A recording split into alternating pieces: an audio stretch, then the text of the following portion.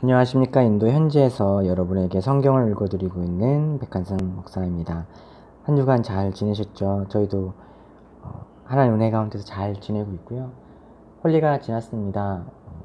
봄을 맞이하는 절기라고 하는데 낮 기온이 36도까지 올라가는 걸 보면 여름을 맞이하는 절기가 확실합니다. 파트너 사역은 여전히 잘 진행되고 있고요. 아케풀 학교는 이제 학기말 기말고사를 마치고 결과가 28일에 나오게 됩니다. 아이들 시험 보느라 수고했는데요. 이제 새학년을 맞이하게 되고요. 저는 열심히 학비를 걷는 것에 전심전력하면서 교사들을 압박하고 있습니다. 학부모들도 계속해서 압박하고 있고요. 그래서 올해는 반드시 자립구조로 적어도 학비만 다 거쳐도 아슬아슬하게 자립이 가능한 수준이 됩니다. 물론 때때로 물건이 고장나거나 새로 무언가를 크게 구입해야 할 때는 여전히 후원이 필요하겠지만 이제 올해가 되면 학생들 한 200명 정도 되면 학비로 학교 기본적인 예산은 감당할 수 있지 않을까 싶고요. 작년까지는 50%를 좀 넘은 정도밖에는 거치지 않았는데요. 올해 작년 말부터 계속해서 압박을 하면서 밀린 것들을 다 받으려고 하고 있습니다. 모진 사람이 되기로 마음먹고 열심히 하고 있습니다. 그 과정 가운데 실수가 없고 또 지혜롭게 잘 다룰 수 있도록 기도해 주시면 좋겠습니다. 한국어 교육도 또 새로운 파트너 여대와 노트담 학교의 문화 수업과 정규과정 시작하게 되고요. 잘 정착해서 계속해서 진행되면 좋을 것 같아요. 그리고 아케풀 학교에 이제 김현수 선생님이 열심히 아이들 놀이터 그 철봉이나 이런 거 중고 철물점에서 물건 떼다가 열심히 만들고 용접공 불러다가 용접하면서 세우고 있는데 아이들이 엄청 즐겁게 잘하고 있습니다. 그거 세우는 것부터 아이들과 함께 열심히 하고 있어서 아이들에게 정말 의미 있는 일이 되지 않을까 싶습니다. 대사님도 주인도 대사님, 한국 대사님이 30일에 오시게 돼서 또 NIT 대학에서 또 행사도 맞이 준비하고요. 또 그런 많은 과정을 통해서 더 많은 협력과 그런 루트들이 만들어지길 또 기도하고 또 NIT 안에서 좀 더 학생들에게 잘 공부가 됐으면 좋겠습니다. 또 델리에서 저희를 후원해주고 계신 교회 아케풀 학교를 후원해주고 계신 교회에서 또 방문하시기로 했어요. 작년에 대표단 격으로 한 6분이 오셨고 이번에 아이들과 권사님들까지 해서 한 30분 정도가 오시게 됐어요. 그 일 위에도 하나님께서 함께 하셔서 델리랑 또 파트너는 또 가까우니까요. 좋은 협력 관계로 단순히 후원금을 받는 것을 넘어서서 단기팀이 오고 또 이 같은 나라 안에서 대도시와 시골이 잘 연결되면 또 엄청난 시너지가 발생할 수도 있습니다. 예를 들면 사실 이제 델리 관련된 주재원들 왔다 가시고 뭐 물건들 뭐 피아노 뭐 이런 것들 이렇게 아주 저렴한 가격에 뭐 이렇게 처리하고 가시기도 하고 그냥 누구 주기도 하고 그냥 애물단지가 되기도 하는데요. 저희 학교에도 그런 것만 그런 중고 물품만 잘 받아도 학교에 아주 큰 도움이 될 수 있거든요, 사실은. 네. 그래서 앞으로 어떻게 협력 관계가 될지 또 기업하시는 분들 있으니까 장래 우리 학생들이 취업이나 이런 부분에서도 어떤 좋은 연결점이 되지 않을까 그런 기대를 좀 많이 하고 있습니다. 모든 사역이 하나님께서 함께 하시고 복을 주시도록 같이 좀 기도해 주셨으면 좋겠습니다. 오늘 말씀은 창세기 45장 1절에서 28절입니다. 계속되는 요셉의 이야기고 요셉의 이야기의 절정 부분입니다. 이제 결론으로 치닫고 있습니다. 요셉이 마침내 고백을 하는 I'm your father 아니죠. I'm your brother. 그래서 내가 당신의 형제입니다. 내가 요셉이에요 라고 고백하는 장면입니다. 그리고 요셉이 도대체 자신에게 일어났던 이 모든 일을 어떻게 해석해야 될지, 이 드라마를 해피엔딩으로 쓸지 새드 엔딩으로 쓸지 갈피를 잡지 못하던 요셉이 하나님의 뜻에 합한 결정으로 이야기를 전개해 나가게 되는 그런 모습을 보게 됩니다. 하나님께서 계속해서 요셉의 마음을, 차갑게 식어있던 요셉의 마음을 이렇게 데웠습니다. 마치 하나님의 입김이, 뜨거운 입김이 요셉의 차가워진 심장을 달구기 위해서 이렇게 한 번, 두 번, 세 번 뜨거운 바람이 불어 들어가는 것 같은데요. 마치 풍선에 입김을 불면 조금씩 커지는 것처럼 잔뜩 부풀어 있던 요셉의 심장이 폭발해버리는 장면이 됩니다. 요셉의 고백은 그의 눈물만큼이나 뜨거웠습니다. 형제들은 말을 잃었죠. 폭포수처럼 쏟아진 요셉의 말이 형제들의 귀에 다 담기지 못하고 넘쳐서 흥건하게 됩니다. 요셉은 울지만 형제들은 울며 또 식은땀을 흘렸는지도 모르겠습니다. 요셉이 베냐민을 안고 많이 울었습니다. 베냐민도 울었죠.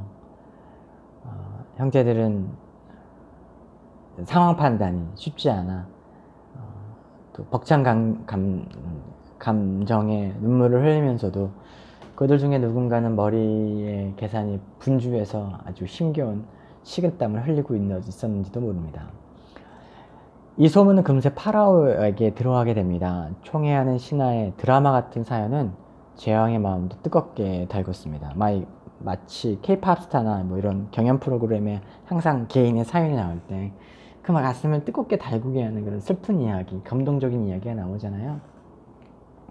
파라오의 마음을 오랜만에 아주 뜨겁게 달구는 이야기가 전달되자 파라오는 아주 그 고조된 감정으로 통큰 제안을 합니다. 가나안에서 일을 오십시오. 다 버리고 오십시오. 뭐 가재도구 이런 거 신경 쓰지 말고 그까짓 거 내가 다 새로 더 좋은 걸로 해줄 테니까 다 버리고 오십시오 라고 이야기합니다. 그것뿐만 아니라 이주에 오려면 수레나 이런 것들이 필요한데 거의 그 현대 포장 이삿짐 센터처럼 아주 든든한 수레까지 제공해 주게 됩니다. 그리고 요셉은 형제들에게 자초지종을 이야기합니다. 지금까지 온 기근은 기근도 아닙니다.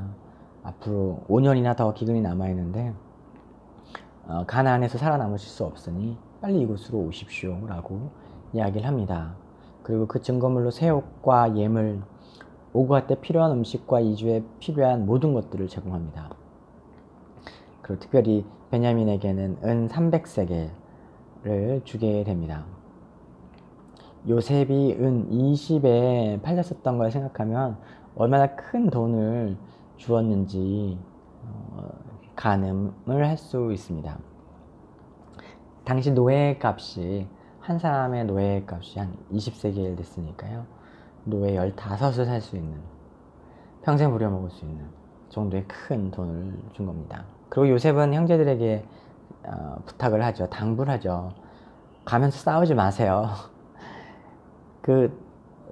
요셉의 눈에 벗어나자마자 서로 얼마나 갑론을박을 하겠습니까? 네가 그렇게 하겠지, 네가 그렇게 미워했지, 내가 하지 말제니까, 그런 얘기들이 있을 걸 예상하고 형제들끼리 싸우는 걸 싫어한 요셉은 그렇게 하지 말라고 말리게 됩니다. 형제들은 말다툼 대신 침묵을 택하지 않았을까 싶습니다. 아버지 야곱을 만나서 모든 것을 고백했습니다.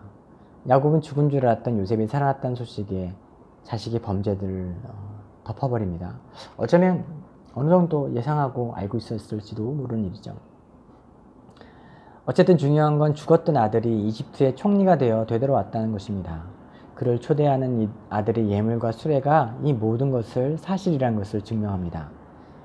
야곱은 주저하지 않고 길을 떠나기로 합니다. 단순 방문이 아니라 온 가족이 이민을 가는 여정입니다.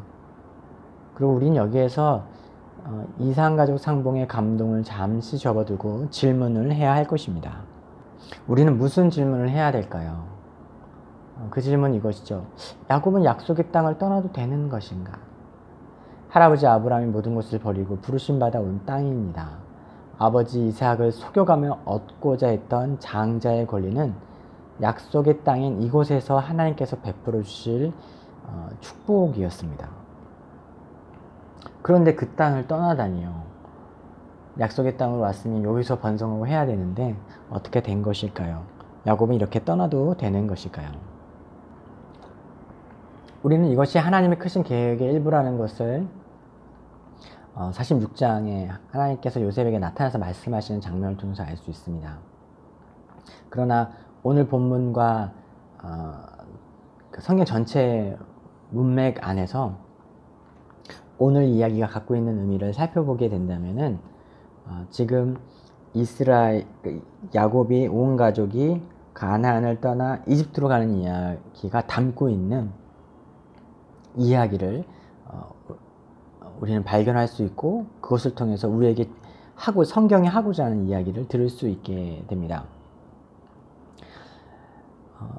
그래서 이것을 생각해 보기 위해서 우리는 관점을 바꾼 질문을 하나 더 해야 됩니다. 하나님은 왜 야곱으로 하여금 가나안을 떠날 수밖에 없도록 상황을 만드신 것일까요?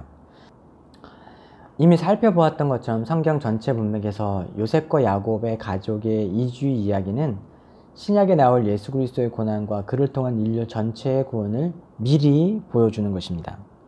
그러니까 지금 야곱과 요셉의 이야기는 그리스도의 십자가의 고난과 구속의 이야기의 그림자, 암시가 되는 힌트가 되는 어떤 조각들 중에 하나가 된다는 것이죠.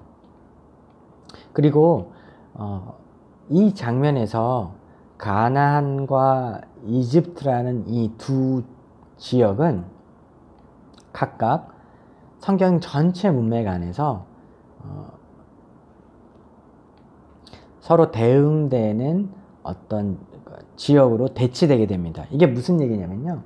지금 우리는 이제까지 계속해서 가나안은 약속의 땅이라는 어떤 은유적인 의미로 사용되어졌었는데 지금 창세기 이 이야기에서는 이 가나안이 지구가 되고요. 그리고 이집트가 장차 우리가 가게 될 부족함이 없고 모든 것이 충분한 하나님의 나라로서 비유로서 표현되고 있다는 거예요. 그러니까 지금 가나안 지역에 기근이 있고 이집트의 모든 물자가 풍성하다는 것은 마지막 때 심판의 때 아무도 모르는 하나님 정하신 그 심판의 때 이 땅에 있을 대기근, 그 종말로 향하는 모든 자원의 고갈과 전쟁과 이 모든 환란을 이야기로 표현할 수 있는 그 기근을 이야기하고 그 기근을 피해서 도망갈 수 있는, 피해갈 수 있는 하나님의 나라, 천국으로서 이집트가 역할하고 있다는 거예요. 그리고 요셉은 마치 예수님과 같은 형상으로서, 역할로서 그 이집트에서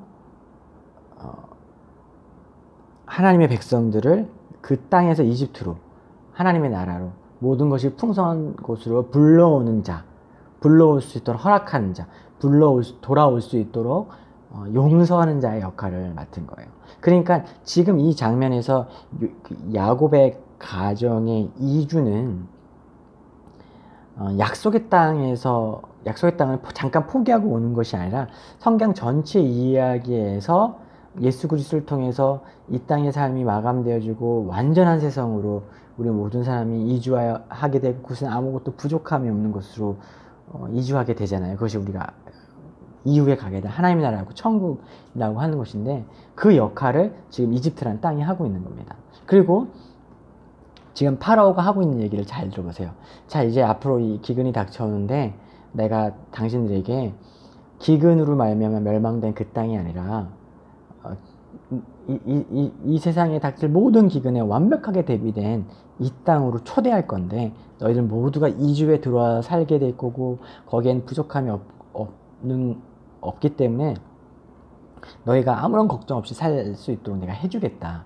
그러니까 너희가 갖고 있는 거, 그 땅에 가지고 있는 거 미련 없이 두려워하지 말고 다 버리고 이쪽으로 와라 라고 이야기하죠. 이것은 마치 성경의 저자인 성령께서 이 땅을 살아가는 우리에게 장차 우리가 가게 될 그 하나님의 나라로 초대하는, 그 땅으로 오게 될 때 우리가 무엇을 하게 될지를 설명하는 것과 같은 거예요. 그래서 우리에게 이야기하는 거죠. 뭐라고 이야기합니까? 장차 여러분들이 이 땅에서 삶을 마감하고 심판의 때에 하나님 나라로 들어오게 될 때 여러분이 갖고 있는 거 다 버리고 그러고 와도 된다고 이야기하는 거예요. 다 버리고 오게 될 거라고 이야기를 하고 있는 것입니다.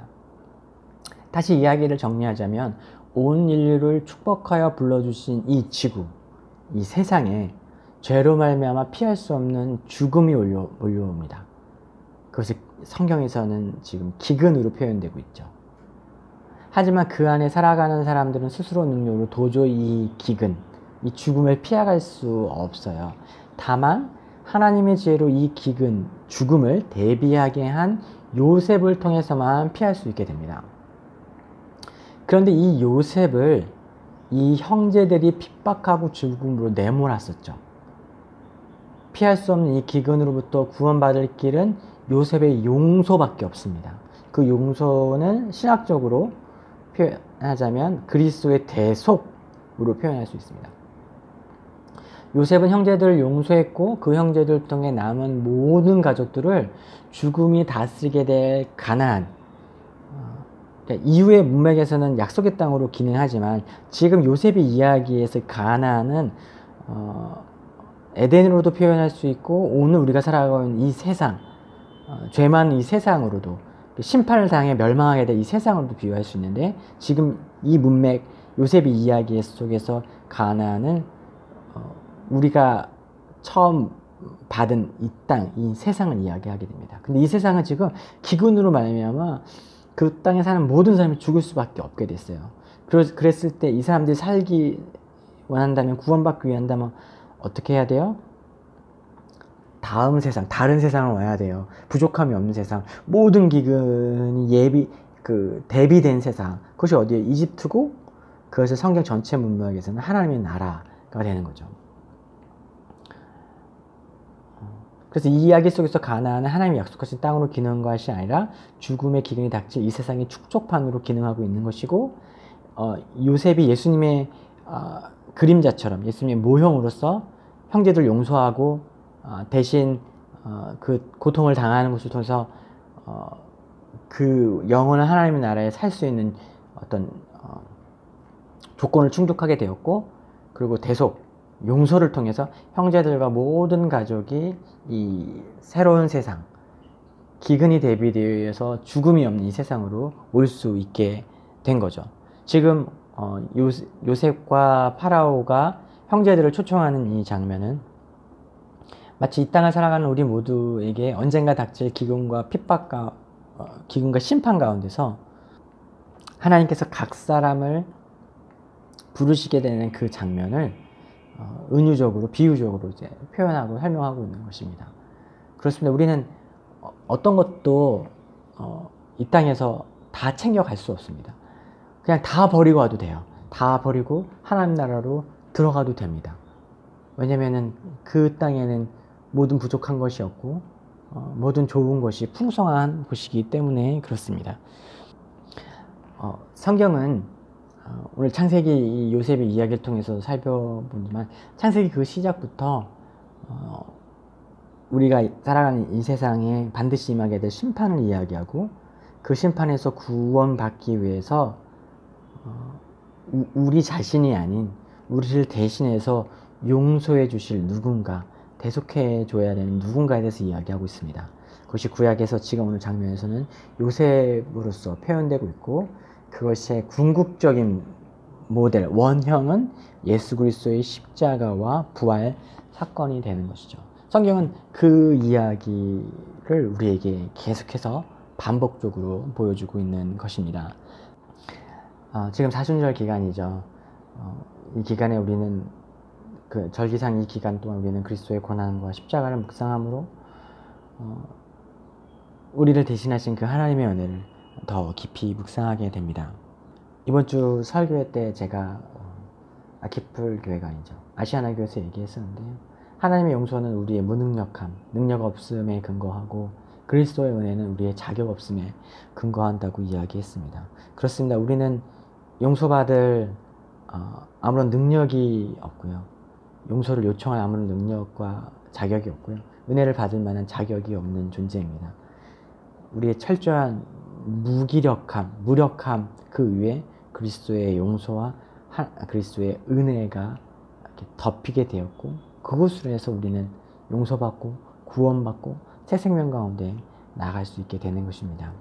우리가 그것을 기억하고 또 묵상하고 우리의 마음을 새롭게 할 때 이 사순절 그리고 그것을 기억하면서 이 사순절을 지나고 또 부활절을 맞이하게 된다면 우리의 신앙도 다시 한번 우리의 신앙과 우리의 영혼 날마다 새로워지고 해마다 다시 새로워져야 될 필요가 있잖아요. 그렇게 새로워지는 과정 가운데로 다시 한번 들어갈 수 있다라고 믿습니다. 성경을 읽으면 읽을수록 성경은 우리에게 단순한 진리를 반복하여 보여줍니다. 오늘 우리가 살아가는 잠시 텐트를 치고 살아가는 것 같은 이 세상에 마침내 종말이 오고 심판이 오고 끝이 오는데 그것은 그 안을 살아가는 우리 개인이 감당하거나 대비하거나 준비할 수 있는 것이 아닙니다. 우리가 붙들 수 있는 것은 오직 예수 그리스도 그 십자가의 은혜와 용서밖에 없습니다. 오늘 하루도 또 이 사순절 기간도 다시 한번 그 그리스도의 은혜와 용서, 나의 철저한 무능함과 철저한 자격 없음을 하나님께 올려드리면서 그렇기 때문에 우리가 그리스도를 붙들 수밖에 없는 존재인 것을 고백하는 그런 사순절 기간 되시고 또 한 주간 되시길 축복합니다. 다음 주에도 하나님 말씀 가지고 여러분 찾아뵙도록 하겠습니다. 한 주간 승리하시고요. 사랑하고 축복합니다.